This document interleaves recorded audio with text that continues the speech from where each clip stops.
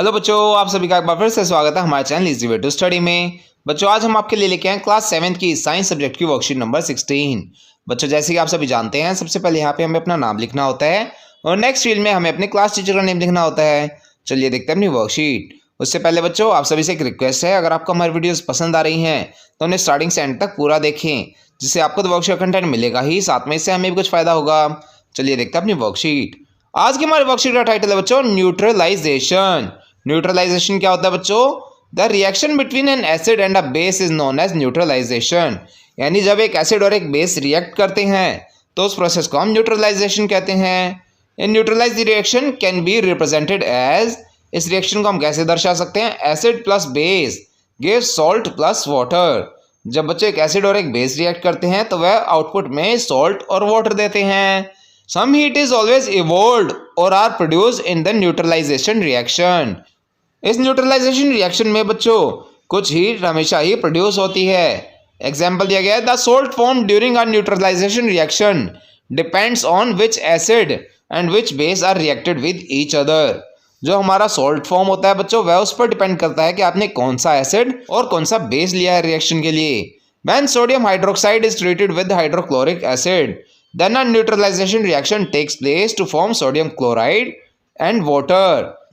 जब बच्चों sodium hydroxide और हाइड्रोक्लोरिक एसिड आपस में रिएक्ट करते हैं तो वह बनाते हैं सोडियम क्लोराइड, जो आपका सॉल्ट होता है, और इसके साथ water. This can be written as sodium hydroxide plus hydrochloric acid gives sodium chloride plus water. ऐसा बच्चा हमें नोट दिया गया है, salt produce may be acidic, basic और neutral in nature.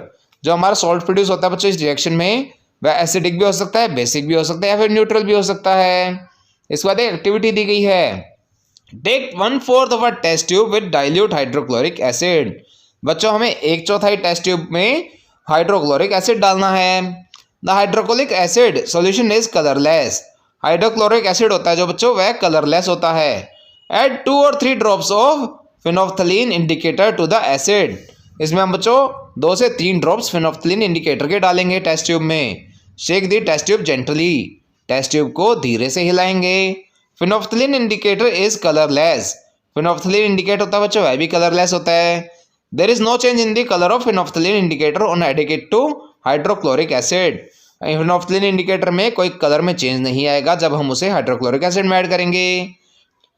Take sodium hydroxide solution in a dropper. बच्चों, हम sodium hydroxide solution को एक ड्रॉपर में लेंगे। Add the sodium hydroxide solution in the hydrochloric acid in the test tube drop wise.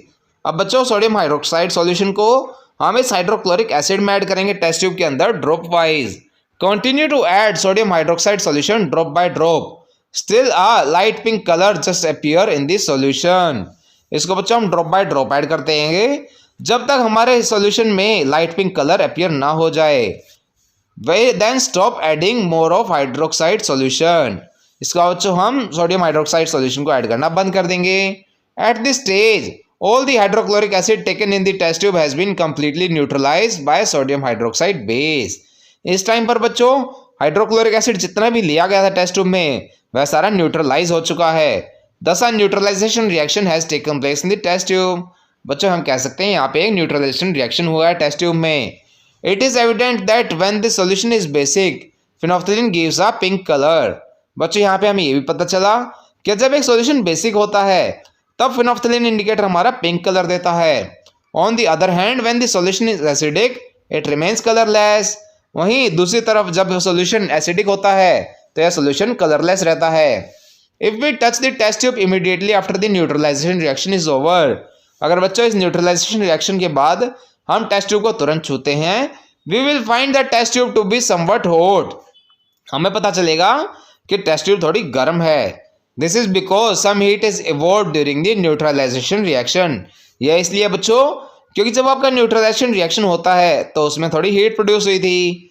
This heat raises the temperature of reaction mixture and makes the test tube feel hot। इससे बच्चों mixture का temperature बढ़ गया था, इसीलिए आपकी test tube थोड़ी गर्म फील हो रही थी। इसके बाद बच्चों हमें कुछ क्वेश्चंस दिए गए हैं, चलिए देखते हैं इन क्वेश्चंस के आंसर।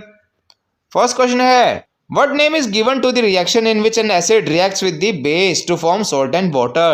तो इसका आंसर आप लिखेंगे बच्चों neutralisation. Second question, sodium hydroxide and hydrochloric acid neutralise each other to form salt and water. इसमें बच्चों हमें ट्रू फॉल्स देना है, तो इसका आंसर आप लिखेंगे ट्रू। नेक्स्ट क्वेश्चन है salt produce during neutralisation reaction may be. यहाँ बच्चों में 3 ब्लैंक्स दिए गए हैं। फर्स्ट ब्लैंक में आप भरेंगे एसिडिक, सेकंड में बेसिक एंड थर्ड में न्यूट्रल। आपने ऊपर पढ़ा था कि जब भी कोई न्यूट्रलाइजेशन रिएक्शन में सॉल्ट प्रोड्यूस होता है तो वह तीनों में से किसी भी टाइप का हो सकता है। नेक्स्ट क्वेश्चन है explain why if we touch the test tube immediately after carrying out the neutralisation reaction of an acid and base in it is found to be somewhat hot. तो इसका answer आप लिख सकते हैं because some heat is evolved during the neutralization reaction. This heat raises the temperature of reaction mixture and makes the test tube feel hot. बच्चों ये हमारे worksheet last question था। इसी के साथ आपकी वर्कशीट यहाँ पे कंप्लीट होती है।